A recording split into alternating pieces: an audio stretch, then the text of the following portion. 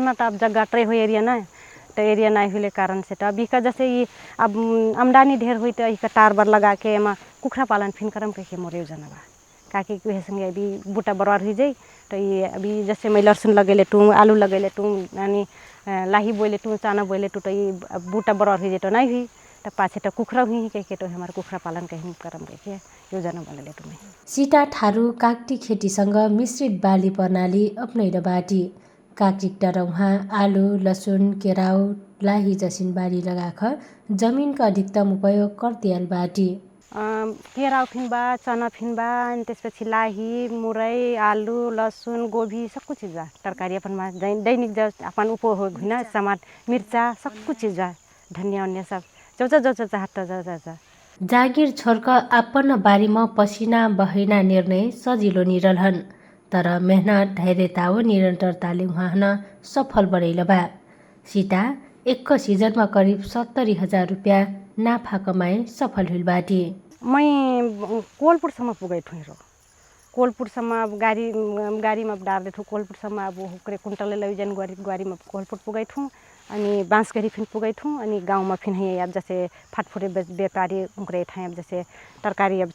गोभी टमाटर बेचु या नेपालगंज बाँसगढी जाऊ या ठाई तो फिन देठु फाटफुट जैसे 1 किलो ले हुई ठाई तो फिन देठु फुटकर 100 रुपये किलो देठु अनि होलसेल 80 रुपये किलो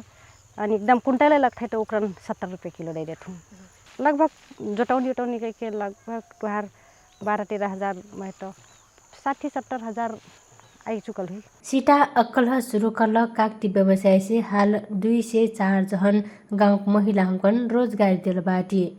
आपन क्षेत्रमा और महिला हुकन काम देह पाए वहाँ गर्व महसुस गर्थे यद्यपि कागती खेती लटरम्म फर्ल से फे बजार मूल्य निपाए बेर भर चिंता व्यक्त करथे तर आजकल सबके के घर में नि पहाड़ से झार भेटा हमरा कटै न गारो का एकदम हमन के मकई कागती फल जाए पोरसल तो ठीक अब छोटी बूटा रहे तो ठीके लागे तर असो अब थोड़ा बरवार बूटा हो गेल झमक्कै फरले कारण से एकदम गारो कटै न बाजार व्यवस्थापन ना हुई के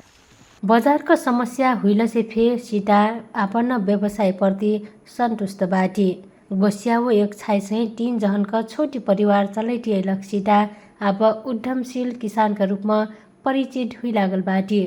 उहाँ कागती बगैँचाले परिवारका आर्थिक अवस्था के रहने होख गाउँ महिला हुकन रोजगारीमा फे सहयोग पुगैल बाटन मजा संतुष्टि आटू आके कि अपने संगे मैं फिन बेरोजगार ना हूँ मैं अपने काम में फिन लगा लटूँ और ठन से और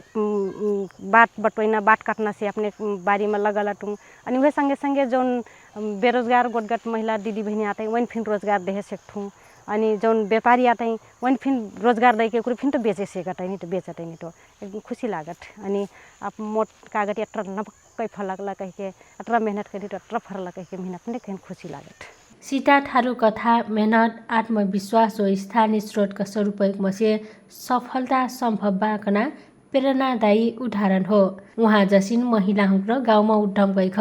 समाज र अर्थतन्त्र हन बलगर बनैटीबाट